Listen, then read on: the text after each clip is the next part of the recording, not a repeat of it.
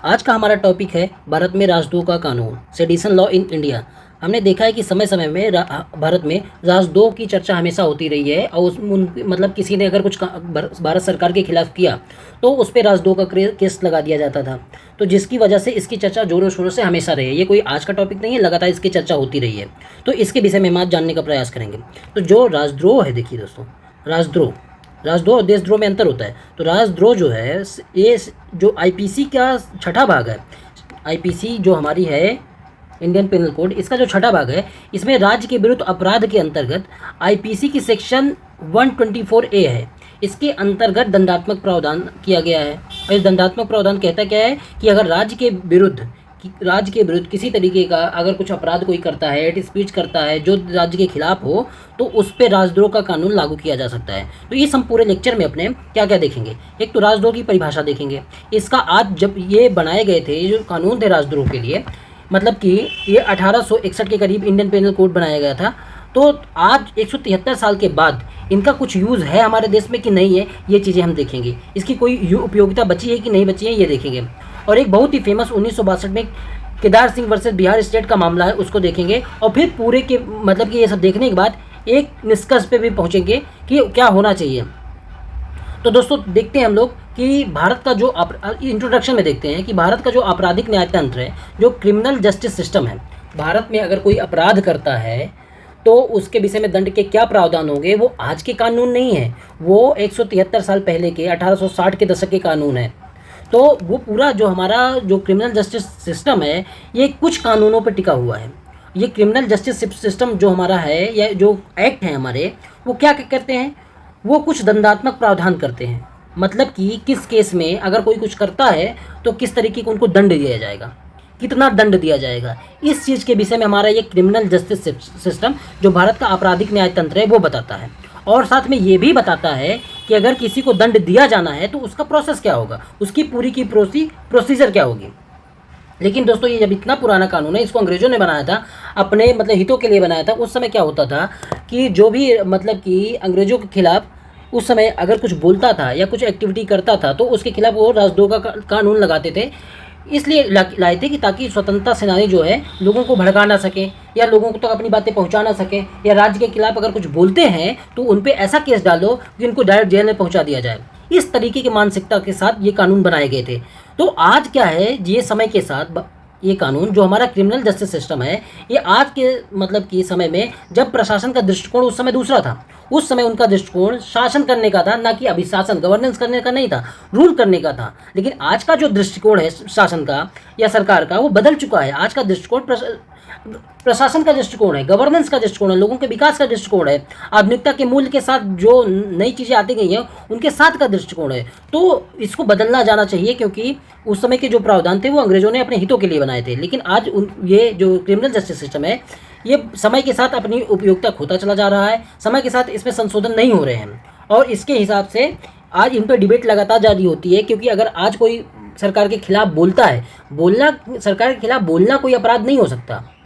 तो सरकार जैसे बोलता है तो उस पर देशद्रोह का कानून या राजद्रोह का कानून सरकार लगा देती है और उनको डायरेक्ट जेल में डाल दिया जाता है।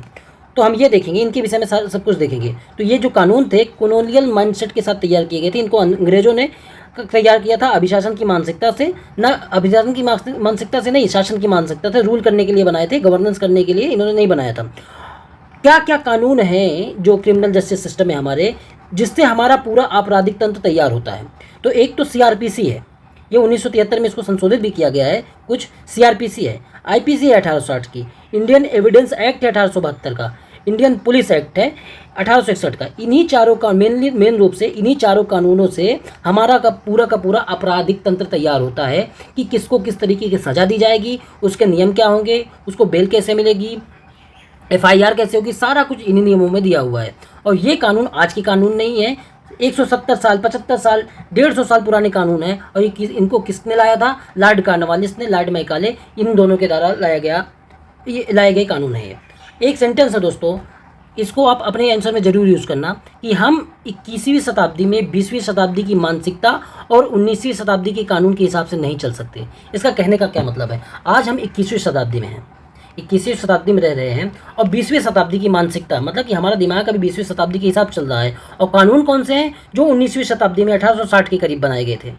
तो 1860 के हिसाब से, 1860 के कानून के हिसाब से हम पुरानी मानसिकता, 20वीं शताब्दी की मानसिकता लेके आज का जो युग है, आधुनिकता का युग है, जहाँ ग्लोबलाइजेशन का युग है, उसमें आज हम नहीं चल सकते। तो ये कानून आज पूरी तरीके से जो मतलब अपनी उपयुक्तता खोते जा रहे हैं, उनके हिसाब से आज भारत में मतलब कि जो आपराधिक सिस्टम है उसमें संशोधन होना चाहिए। अब देख लेते हैं आईपीसी में होता क्या क्या। जैसे आईपीसी में किस तरीके के नियम होते हैं। आईपीसी अपराधों को व्याख्यायित करता है कि अपराध कौन कौन से क्या अपराध होंगे, इसके विषय में ये आईपीसी बताता है। कितनी सज़ा मिलेगी ये बताता है, और किस समय अनुसार दंड दिया जाएगा, ये सब किसमें तय होता है, आईपीसी में। और इसमें क्या होता है, सीआरपीसी में इन्हीं सब का प्रोसीजर तय होता है कि ये सब चीज़ें होंगी कैसे। तो इसमें क्या होता है, जैसे क्या होता है, एफआईआर कैसे लिखी जाएगी, केस डायरी कैसे तैयार हो जाएगी, अभियोजन का पक्ष जो होगा उसके क्या दायित्व होंगे, जेल कैसे भेजा जाएगा, बेल कैसे मिलेगी, ये सारी चीज़ें किसमें है, सीआरपीसी में। दंड देने की प्रक्रिया उसको डिफाइन किया जाता है, मजिस्ट्रेट का, जज का, पुलिस का अधिकारी का, पुलिस स्टेशन का, अभियोजन पक्ष का क्या रवैया होगा, इन सारी चीज़ों का स्टैंडर्ड और प्रोसीजर तय होता है। तो ये हमने पूरे का पूरा इसका बैकग्राउंड समझ लिया, इंट्रोडक्शन समझ लिया कि आईपीसी, सीआरपीसी या हमारा जो क्रिमिनल जस्टिस सिस्टम है उनमें क्या क्या कानून है और किन कानूनों से हमको सज़ा मिलती है और कैसे हम पूरा का पूरा क्रिमिनल जस्टिस सिस्टम हमारा काम करता है। तो ये हमने देख लिया कि उसमें क्या क्या है चीज़ें। अब हम देखेंगे थोड़ी सी इसकी एक केस है उसके विषय में जान लेते हैं, फिर हम डायरेक्ट अपने आ जाएंगे सेडिशन लॉ इन इंडिया में। देखिए, मेनका गांधी केस में सुप्रीम कोर्ट ने एक गोल्डन ट्रियंगल, सुनहरा त्रिकोण दिया था। मेनका गांधी केस में क्या कहा था सुप्रीम कोर्ट ने कि जो आर्टिकल 14 है हमारा, आर्टिकल 19 है संविधान का, आर्टिकल 21 समानता का अधिकार, स्वतंत्रता का अधिकार और गरिमापूर्ण जीवन जीने का अधिकार, ये गोल्डन ट्रियंगल है। मतलब कि अगर कोई संस्था कानून बनाती है या कुछ भी लागू करती है तो इनका ध्यान हमेशा रखा जाना चाहिए कि इन पे ना कोई छेड़छाड़ हो, बल्कि इनको बढ़ावा मिलता रहे। सुप्रीम कोर्ट ने मेनका गांधी केस में ये कहा, और इसी को ध्यान में रखते हुए 2017 में सुप्रीम कोर्ट ने राइट टू प्राइवेसी को एक फंडामेंटल राइट माना। मतलब कि जो हमारी गोपनीयता का अधिकार है ये हमारा फंडामेंटल राइट है, मूल अधिकार है। इस तरीके का निर्णय सुप्रीम कोर्ट ने दिया, जबकि इसके पहले सुप्रीम कोर्ट का जो दृष्टिकोण होता था 1950 के बाद, वो होता था कि फंडामेंटल, ये जो राइट टू प्राइवेसी ये कोई फंडामेंटल राइट नहीं है आपका। तो अब सुप्रीम कोर्ट का समय के अनुसार दृष्टिकोण बदला, और बदला तो उन्होंने बहुत सारी चीज़ों को फंडामेंटल राइट माना और ये कहा कि ये 14, 19 और 21 ये हमारे संविधान के गोल्डन ट्रायंगल है। सभी संस्थाओं को इनको कुछ भी करते समय ध्यान में रखना चाहिए। जब सुप्रीम कोर्ट या हमारी जो जुडिशरी है समय समय पे अपने आप को बदल रही है, तो फिर हमारी संसद को क्यों नहीं बदलना चाहिए। संसद को जो पुराने कानून है उनको बदलना चाहिए। जब सुप्रीम कोर्ट अपने जजमेंट को, पहले जजमेंट दूसरे होते थे लेकिन फिर जजमेंट चेंज हुए समय के अनुसार, तो सुप्रीम जो हमारी संसद है उसको भी ऐसा करना चाहिए। तो अगर जैसे अगर इन 19 आर्टिकल 19, 14 और 21 को पाना है, अगर हमारा ध्येय ये होना चाहिए, तो इसके लिए कुछ रिफॉर्म भी हमको करने चाहिए जिनको गोल्डन ट्रायंगल कहा जाता है रिफॉर्म के लिए। एक तो जुडिशियल रिफॉर्म होना चाहिए, पुलिस रिफॉर्म होना चाहिए और लीगल रिफॉर्म होना चाहिए। अगर ये रिफॉर्म तक अच्छे से नहीं होते तब तक इनको प्राप्त करने में हमेशा बाधा रहेगी और नए नए केस हमारे सामने आते हो रहेंगे। अगर ये रिफॉर्म कर दिया जाए, judicial reform, police reform, legal reform अगर ये किए जाते हैं, तो फिर इस तरह के केस भी देखने को कम मिलेंगे और हम 14, 19 और 21 को प्राप्त करने के लिए आगे बढ़ सकेंगे। तो मेन मुद्दा ये है कि जब सुप्रीम कोर्ट अपने निर्णयों को बदल कर या जुडिशियरी जब अपने निर्णयों को बदल कर आज के समय में आधुनिकता के मूल्य के अनुसार जब निर्णय दे सकती है, अपने आप को बदल सकती है, तो संसद को भी बदलना चाहिए। इन कानूनों को जो अपनी उपयोगिता समय के अनुसार खोते जा रहे हैं, इनको बदलना चाहिए। और पुलिस रिफॉर्म को लेके प्रकाश सिंह, एक केस है, प्रकाश सिंह पुलिस के डीजीपी थे, इन्होंने केस किया था, तब उस पर क्या क्या पुलिस रिफॉर्म के कुछ गाइडलाइंस दिए गए थे। अब हम पूरी तरीके से इसका बैकग्राउंड समझ चुके हैं सेडिशन लॉ का, तो अब पूरी तरीके से अब इसकी हम डिफिनीशन देखेंगे। सेडिशन लॉ है जो इंडिया में, इसकी डिफिनीशन देखेंगे दोस्तों। देखिए definition of sedition law in India, मतलब कि इसकी परिभाषा हम देखेंगे इस राजद्रोह के कानून का। राजद्रोह कानून का हमें लगातार दुरुपयोग तो सरकार करती ही रही है। अभिव्यक्ति की स्वतंत्रता के खिलाफ, आर्टिकल 19 के खिलाफ, ये जो उनका विरोधी है आर्टिकल 19 का, अभिव्यक्ति की स्वतंत्रता का, कि अगर किसी ने कुछ सरकार के खिलाफ बोला तो उस पर सेडिशन का कानून लगा के, राजद्रोह का कानून लगा के उसको जेल के अंदर कर दिया गया। तो ये आईपीसी का जो सेक्शन 124A है, इसका एक चैप्टर है ऑफेंसेस अगेंस्ट द स्टेट, राज्य के विरुद्ध अपराध। इसमें इसकी राजद्रोह की परिभाषा दी गई है। अब देखो ये चर्चा में क्यों रहता है दोस्तों, अभी लेटेस्ट चर्चा में क्यों आया 2014 के बाद से। पहले मतलब कि ये कानून जो है इसका दुरुपयोग लगातार होता रहा है, लेकिन अभी इस चर्चा में सबसे ज़्यादा इसलिए आया कि 2010 में 2010 में ब्रिटेन ने अपने यहाँ सेडिशन कानून को निरस्त कर दिया है। यही ब्रिटेन हमारे यहाँ कानून बना के गया, हमने उसको अभी तक निरस्त नहीं किया है, लेकिन ब्रिटेन ने अपने यहाँ खुद निरस्त कर दिया। तब ये चर्चा हुई कि जो ब्रिटेन हमको बना के कानून दे के गया वो तो अपने यहाँ तो सुधार कर रहा है, और हम अपने यहाँ पे वही पुरानी व्यवस्था जो मतलब कि औपनिवेशिक मानसिकता से जो कानून बनाए गए हैं उनको लगातार ढोए चले आ रहे हैं और उनका लगातार दुरुपयोग कर रहे हैं। यही नहीं, मार्च 2023 में पाकिस्तान ने अपने जो पाकिस्तान का जो पिनल कोड है उससे सेडिशन के कानूनों को हटा दिया है। और पाकिस्तान ने भारत की तरीके का ही सेडिशन कानून है, कुछ अलग नहीं है, तो उन्होंने भी हटा दिया। तब और ज़्यादा वो हो गया, मामला तूल पकड़ने लगा कि इसको हटाया जाना चाहिए। राजद्रोह के मामले सबसे ज़्यादा आए कहाँ पे? देखो, सबसे ज़्यादा मणिपुर में, उत्तर प्रदेश में, दिल्ली में, महाराष्ट्र में, इस सब जगह पे सबसे ज़्यादा राजद्रोह के केस दर्ज हुए और लोगों को अंदर किया गया। जैसे आपने सुना होगा कन्हैया कुमार, उमर खालिद, सरजिल इमाम, सिद्दीक कप्पन, असीम त्रिवेदी, सैला राशिद, ये सब वो नाम है जिनके खिलाफ सेडिशन का कानून, राजद्रोह का कानून लगाया गया। अब उमर खालिद और कन्हैया कुमार वाला आपने मामला तो सुना ही होगा, जेएनयू में भारत तेरे टुकड़े हो गए, ये सब नारे लगाए गए। अब ये नारे लगाए गए कि नहीं लगाए गए ये तय करेगी, मतलब हमारी जो न्यायपालिका है वो तय करेगी। लेकिन मतलब कि अगर नारे लगाए भी गए तो क्या उस नारे लगाए जाने के बल पे ही इतना बड़ा राजद्रोह का कानून जो आपको कभी भी बिना निश्चित समय तक के लिए जेल में डाल सकता है, ये सब चीज़ें की जानी चाहिए। तो मैं ये नहीं कह रहा कन्हैया कुमार उमर खालिद सही है, लेकिन जब इस तरीके का अगर नारे उन्होंने लगाए तो ये कोर्ट डिसाइड करेगा। लेकिन आपने जैसे ही अगर राजद्रोह के कानून लगाए तो तुरंत उनको जेल में डाल दिया जाता है। जैसे उमर खालिद अभी तक केस सिद्ध नहीं हुआ, कन्हैया कुमार अभी तक केस सिद्ध नहीं हुआ, तो उमर खालिद को लगातार 2 साल से जेल में है। शाहजिल इमाम इसी तरीके से जेल में है। सिद्दीक कप्पन जो हाथरस रेप का कांड का मामला जो मतलब कवर करने जा रहे थे उनको पकड़ के जेल में डाल दिया गया। असीम त्रिवेदी, महाराष्ट्र गवर्नमेंट के खिलाफ इन्होंने एक कार्टून बनाया, उस पर इनको राजद्रोह का मामला, अगर सरकार गवर्नमेंट ये पाती है कि हमारे खिलाफ है, देश के खिलाफ हो चाहे ना हो, लेकिन गवर्नमेंट को ये लगता है कि अगर हमारे खिलाफ है या हमारी पॉलिटिकल पार्टी के मतलब की मजबूती के खिलाफ है तो तुरंत वो राजद्रोह का कानून लगा देती हैं। तो इस तरीके से इन पे कानून लगा दिया गया। और इतिहास में भी बाल गंगाधर तिलक थे, इनकी पत्रिका थी केसरी, तो इन्होंने महाराष्ट्र गवर्नमेंट के खिलाफ कुछ अपनी पत्रिका में लिखा इंग्लिश गवर्नमेंट के खिलाफ, तो उसको उन्होंने ऑफेंसिव पाया। 1897 में उन पे केस लगा दिया, मतलब कि राजद्रोह का कानून। महात्मा गांधी पे लगातार राजद्रोह के कानून लगते रहे।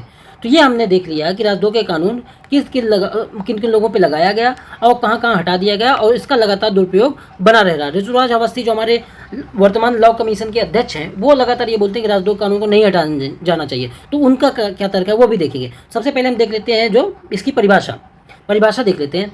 परिभाषा में क्या कहा गया?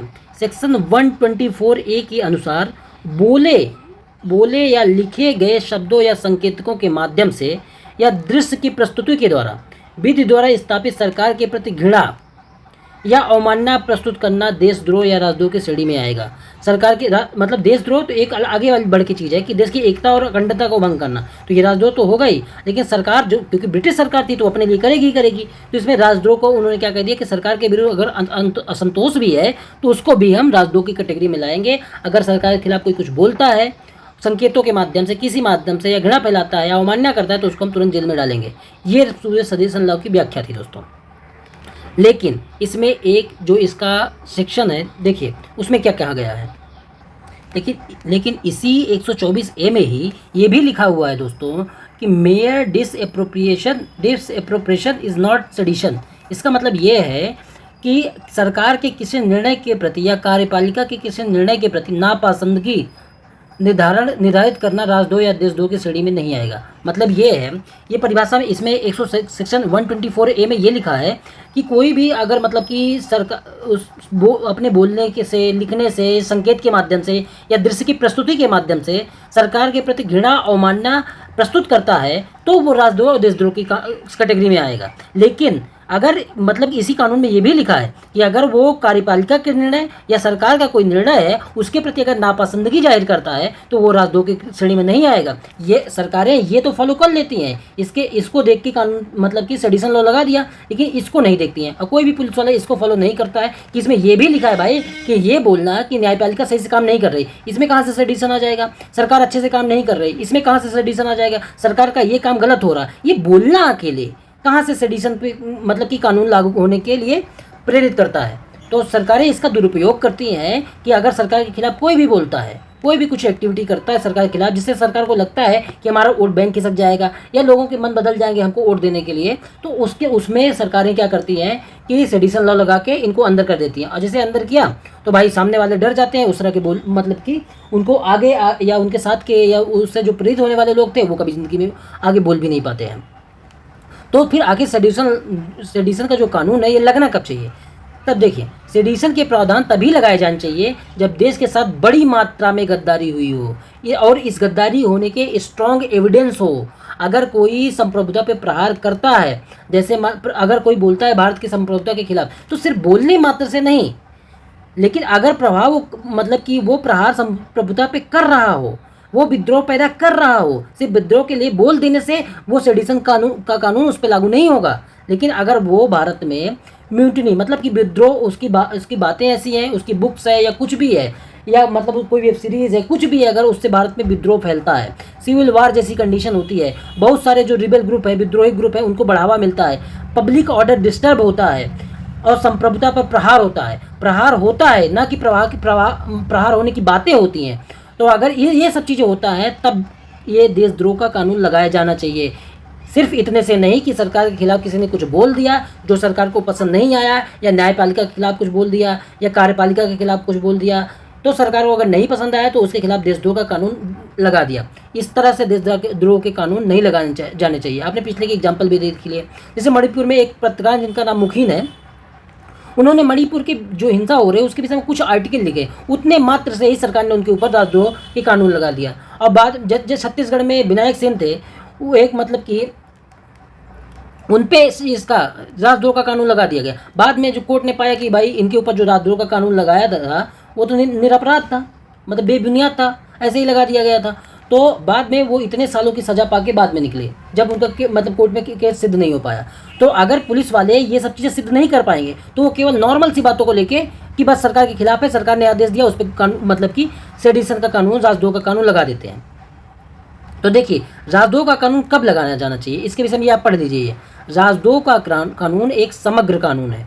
भारत में एकता अखंडता को बनाए रखने हेतु इसका प्रयोग तब किया जाना चाहिए जब राज्य की शांति व्यवस्था भंग हो चुकी हो। भंग होने की कोई अगर बात करता उस पे अकेले पे हिम्मत लगा दीजिए, लेकिन जब भंग हो चुकी हो या भंग हो रही हो तब लगाइए। राज्य के कुछ गुटों के बीच में राज्य विरोधी गतिविधियां शुरू हो चुकी हो, अगर ऐसा आपको लगता है कि कोई राज्य विरोधी गतिविधि करेगा, सिर्फ इतने से ही कानून नहीं ये कानून मत लगा दीजिए। जब हो रही हो या हो चुकी हो तब लगाइए। समाज में असंतोष फैल गया हो, हाँ, कोई भी एक्शन ऐसा नहीं दिख रहा है जब मतलब कि केवल संभावनाओं पे विचार हो कि बस हो जाएगा इसलिए कानून लगा देते हैं, नहीं, जब हो रहा हो या हो मतलब कि हो चुका हो तब आप कानून लगाइए। गृह युद्ध जैसी स्थिति उत्पन्न हो गई हो, केवल उपरोक्त परिस्थितियों में ही देशद्रोह राजद्रोह का कानून का प्रयोग किया जाना चाहिए, अन्यथा राजद्रोह का कानून एवं इसका त्रुटिपूर्ण प्रयोग भारतीय प्रजातांत्रिक व्यवस्था को, प्रजातांत्रिक मूल्यों एवं आर्टिकल 19 के लक्ष्यों को प्रभावित करेगा। मतलब क्या है कि अगर ये कानून लगा दोगे आप, अगर बिना ये कुछ हुए और सिर्फ सरकार के खिलाफ बोलने या लिखने पे ही आपने लगा दिया ये कानून, तो आर्टिकल 19 क्या कहता है? अभिव्यक्ति की स्वतंत्रता की बात करता है। हमारे प्रजातांत्रिक मूल्य ज़्यादा से ज़्यादा हमको अभिव्यक्ति की आज़ादी, बोलने की आज़ादी, कुछ लिखने की आज़ादी, हम वेब सीरीज़ या मूवी बनाने की आज़ादी देते हैं। अगर सरकार उसमें इतना जल्दी अफेंड हो जाएगी कि भाई हमारे खिलाफ है, तो हर मामले में आप राजद्रोह के कानून लगाते रहोगे, तो ये नहीं होना चाहिए, और आर्टिकल 19 का उल्लंघन करते रहोगे, तो ये नहीं होना चाहिए। और राजद्रोह के कानून तभी लगने चाहिए जब जो ये परिस्थितियां आपको बता दी गई हैं कि जब ये चीज़ें हो रही हो, म्यूटिनी हो गई हो, सिविल वार हो गया, कोई रिबेल ग्रुप इससे प्रभावित होकर मोटिवेट हो रहा हो, पब्लिक ऑर्डर डिस्टर्ब हो रहा हो, संप्रभुता पर प्रहार हो रहा हो, जब हो रहा हो तब लगाया जाना चाहिए। कि केवल उसकी बातें हो रही हो तब उस पर यह कानून नहीं लगाया जाना चाहिए। अब देख लेते हैं एक बहुत ही important case, Kedarnath Singh case. देखिए ये मामला क्या था, केदारनाथ सिंह केस। ये केदारनाथ सिंह कौन थे? ये मतलब कि बिहार के एक कम्युनिस्ट लीडर थे जो आज़ादी के बाद काफ़ी एक्टिव थे। तो इन पर क्यों लगा दिया गया? क्योंकि ये मतलब कि जो गरीबों के हितों की बात कर रहे थे, और दूसरी बात इन्होंने ये बात करते हुए एक स्टेटमेंट दे दिया। इन्होंने ये स्टेटमेंट दे दिया कि सीआईडी के कुत्ते बरौनी और बेगूसराय की गलियों में घूम रहे हैं और कांग्रेस के कुछ गुंडे भी घूम रहे हैं, इस तरह का इन्होंने स्टेटमेंट दे दिया। तो इन पे सरकार ने सेडिशन लगा दिया, मतलब कि राजद्रोह का, मतलब कि देश के राज्य के खिलाफ इन्होंने ऐसा बोला है, इस वजह से इन पे राजद्रोह का केस लगाया जाता है। फिर ये मामला पहुंच गया सुप्रीम कोर्ट में। तो सुप्रीम कोर्ट ने ये कहा कि केवल वक्तव्य देना ज़रूरी नहीं है, कि इन्होंने ये बोल दिया है सिर्फ इस वजह से ही कि इस वजह से ही आप इसमें सेडिशन नहीं लगा सकते। लेकिन अगर इन्होंने बोला और उस वक्तव्य की प्रतिक्रिया हो रही हो, मतलब इसके आधार पर बहुत सारे दंगा फैल गया हो, लोगों में अराजकता फैल गई हो, मारपीट होने लगी हो, दुकान लूटी जाने लगी हो, अगर ये सब हो रहा है तब आप लगाइए, केवल बोलने के आधार पर सेडिशन नहीं लगाइए। सेडिशन का कानून तो बहुत ज़रूरी है। तो इन्होंने कहा, सुप्रीम कोर्ट ने कहा कि ये जो सेडिशन की 124A धारा है ये बहुत ज़रूरी है, ये बिल्कुल सही है, पूर्णतः संवैधानिक रूप से वैध कहा। लेकिन इसके साथ ही इन्होंने कुछ गाइडलाइंस दी, और जब सुप्रीम कोर्ट ने संवैधानिक कहा तो इन्होंने दोनों बातें ध्यान में रखी कि केवल सरकार के खिलाफ बोलना ये सेडिशन नहीं है, लेकिन अगर कुछ इस तरह की एक्टिविटी की जाती है कि वो जो मतलब कि पब्लिक ऑर्डर भंग होता है, म्यूटनी हो जाती है, वही सारी चीज़ें जो मैंने अभी बताई, दुकानें लूटी जाने लगती हैं, लोग एक तरीके से मतलब हिंसा करने लगते हैं, तब आप इन पर सेडिशन लगाइए। लेकिन सुप्रीम कोर्ट ने यह कहा कि पूर्णतः संवैधानिक तो है, लेकिन साथ में कुछ गाइडलाइंस जारी की। राजद्रोह का कानून सुप्रीम कोर्ट ने कहा तब लगाया जाना चाहिए जब लोक व्यवस्था को चोट पहुंच रही हो, ना कि ये हो कि चोट पहुंचेगी। हम इस आधार पर, सरकार इस आधार पर सेडिशन का कानून नहीं लगा सकती, राजद्रोह का कानून नहीं लगा सकती कि लोक व्यवस्था को चोट पहुंचेगी। इनके शब्दों से, शब्द अकेले किसी व्यवस्था को चोट नहीं पहुंचाते, लेकिन अगर शब्द से उस व्यवस्था पे चोट पहुंचने लगी हो, लोग हिंसा करने लगे या कर चुके, तब आप लगाइए। ये केवल दिमाग में ये हो कि बस हिंसा हो जाएगी इस आधार पर, भले उनको डिटेन कर लीजिए, लेकिन राजद्रोह का कानून इस पर नहीं बनता है। और इसीलिए सुप्रीम कोर्ट ने यह भी कहा कि मूल अधिकार और देशद्रोह के कानून में एक बैलेंस बनाने की ज़रूरत है। अगर हर बात पे आप देशद्रोह का कानून ही लगाएंगे तो कौन बोलेगा कि लोगों की जो आर्टिकल 19 है, अभिव्यक्ति की स्वतंत्रता का अधिकार है, जो स्वतंत्रता का अधिकार है, उस पर ही मतलब कि बैन लग जाएगा। तो सुप्रीम कोर्ट ने यही कहा कि मूल अधिकार और देशद्रोह के कानून में एक बैलेंस बनाने की ज़रूरत है। लोग खुद समझे कि उनको क्या बोलना है क्या नहीं बोलना है। मतलब फ्रीडम ऑफ स्पीच का ये मतलब होना चाहिए कि एक रिस्पॉन्सिबल स्पीच। जब आप किसी पद पे हैं या किसी ऐसे पद पे हैं कि आपके बोलने से बहुत लोगों को फ़र्क पड़ता है, तो आप जब बोलें तो आप ध्यान में रख के बोलें, ये ज़रूर है। लेकिन इसके आधार पर आप राजद्रोह का कानून नहीं लगा सकते, क्योंकि आर्टिकल 19 का ये उल्लंघन माना जाएगा। इसमें आर्टिकल 19 में खुद रीजनेबल रिस्ट्रिक्शन दिया हुआ है कि पब्लिक ऑर्डर के भंग नहीं किया, मतलब कि अगर भंग हुआ तो आपके इस कानून को रोका जा सकता है, आपके इस अधिकार को रोका जा सकता है। तो आपको ये एक्स्ट्रा राजद्रोह का कानून लगाने की ज़रूरत नहीं है। और क्या कहा सुप्रीम कोर्ट ने? प्रशासन पर उसकी कार्य प्रणाली पर किसी भी तरीके का प्रश्न लगाना सेडिशन नहीं है। अगर मुझे सरकार का कोई काम पसंद नहीं आ रहा है, प्रशासन का कोई काम पसंद नहीं आ रहा है, और मैं उसके खिलाफ अगर कुछ बोलता हूं, तो यही राजद्रोह नहीं मान लिया जाएगा। अगर इस तरीके से राजद्रोह माना जाए तो कोई डिबेट ही नहीं होगी, क्योंकि डिबेट में एक पक्ष होगा एक विपक्ष होगा। चाहे आप कहीं भी चाय की दुकान पे या किसी से भी बात करने लगिए, तो राज्य के या सरकार के खिलाफ कुछ ना कुछ बातें तो बोलेगा ही बोलेगा। तो सब पे क्या राजद्रोह का कानून ही लगा देने चाहिए? तो ये बात यहाँ पे कही जा रही है कि सरकार विरोधी का मतलब देश विरोधी नहीं होता है। मोदी सरकार नहीं है, राहुल गांधी देश नहीं है, मोदी देश नहीं है। अगर देश के खिलाफ बोला जाएगा तभी उन पे सेडिशन का कानून लगेगा। मोदी के खिलाफ या राहुल गांधी या किसी अन्य नेता के खिलाफ बोला जाना, ये कोई भी ये मतलब कि राजद्रोह का मामला या देशद्रोह का मामला नहीं बनता है। इस तरीके से यहाँ पे इस कानून का मिसयूज नहीं होना चाहिए। सुप्रीम कोर्ट ने ये गाइडलाइंस दी। अपराध केवल तब माना जाएगा जब हिंसात्मक भावना उत्पन्न कर दी गई हो या हो जाएंगी हिंसात्मक भावना, केवल इस आधार पे आप मत लगा दीजिए। अगर हिंसात्मक भावना होने लगी हो तब ये कानून लगाइए। इसमें और क्या कहा कि राज्य के प्रति अपशब्द कहना, ये राज्य के प्रति अपशब्द कहना सेडिशन, मतलब अपशब्द कहने पर भी या राज्य के खिलाफ नारेबाजी करना, कोई साहित्य पढ़ना राज्य के खिलाफ, किसी संगठन का सदस्य हो जाना, इन सब चीज़ों से सेडिशन का कानून नहीं लगाया जाता।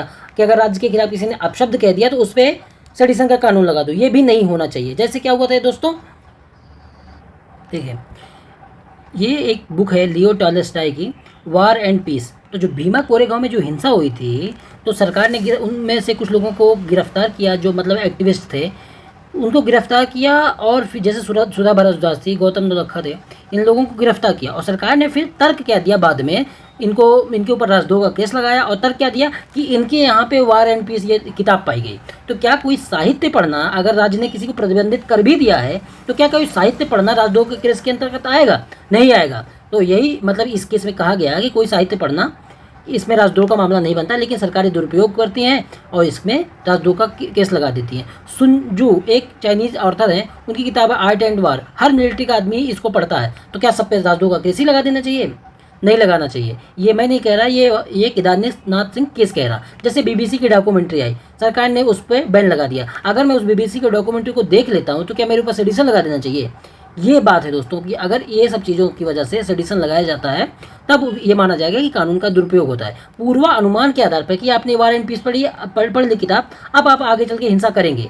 आपने सुजुकी आर्ट ऑफ वार कर ली है, अब आप देशद्रोही गतिविधियों में या देश को मतलब तोड़ने की बात करने लगेंगे। आप बीबीसी के डॉक्यूमेंट्री देख लिए, अब आप बहुत ज़्यादा हिंसा फैला देंगे। तो इस आधार पर अगर देशद्रोह लगाया जाने लगा, किसी के बोलने पर लगाया जाने लगा, देश के खिलाफ नारेबाजी करने पर लगाया जाने लगा, अगर जैसे मान लो जेएनयू का ही मामला था कि अगर ये बोला गया है, जैसे अभी तक तो सिद्ध तो नहीं हुआ है, लेकिन अगर मैं मान लूँ कि बोला भी गया है, पहली बात तो बहुत गलत बोला गया, अगर बोला गया तो क्या भारत जैसा जो देश है वो इतना कमज़ोर है कि इनके बोलने से टूट जाएगा?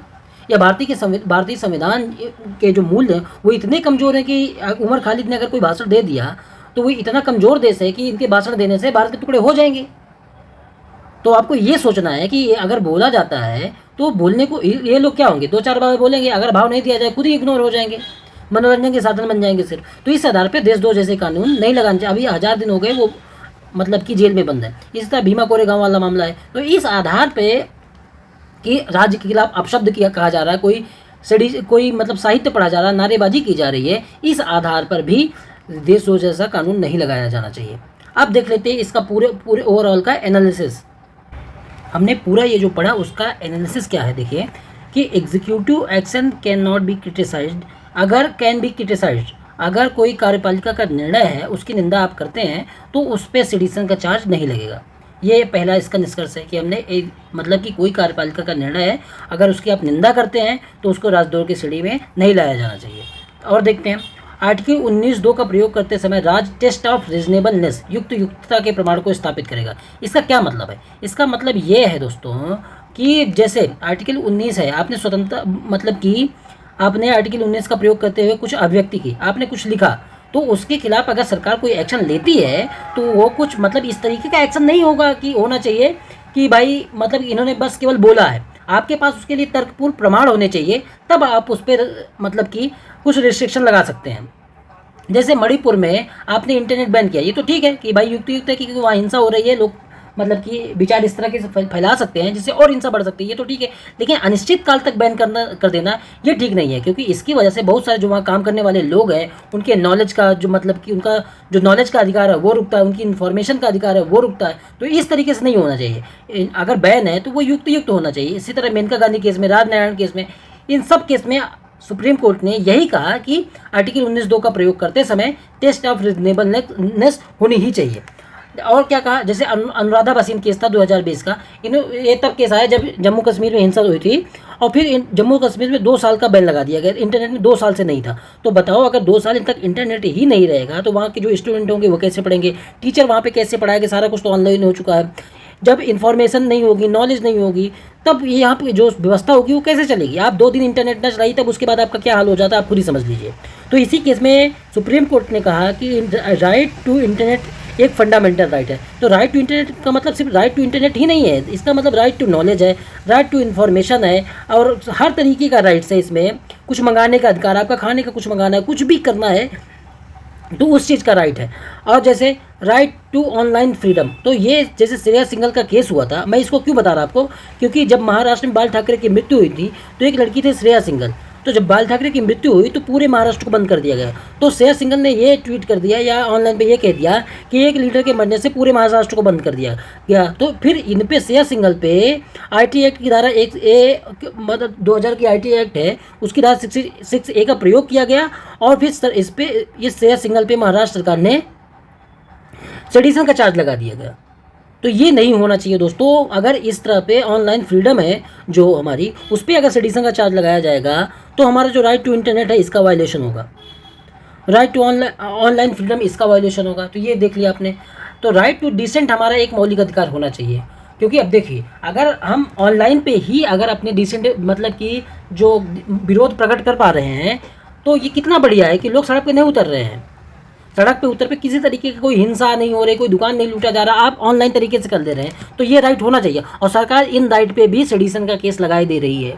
बीबीसी की डॉक्यूमेंट्री है, अब सरकार ने बंद कर दिया। अब बंद करने के बाद बहुत सारे विश्वविद्यालय में इसको दिखाया जाने लगा, तो वहाँ पुलिस सेडिशन का चार्ज लेके वहाँ पे पहुँच गई। तो ये नहीं होना चाहिए। हाँ, ओटीटी में जब अगर इस तरीके से चीज़ें बहुत ज़्यादा हिंसक तरीके से आ रही हैं तो उसमें सेंसरशिप होनी चाहिए, पहले ही उसको रोका जाना चाहिए। ऑनलाइन आने से पहले अगर कुछ बहुत ज़्यादा हिंसात्मक है तब, और उससे हिंसा होने की संभावना हिंसा हो जाएगी, ये हो सिर्फ संभावना के आधार पर भी उसको रोक नहीं लगा देनी चाहिए।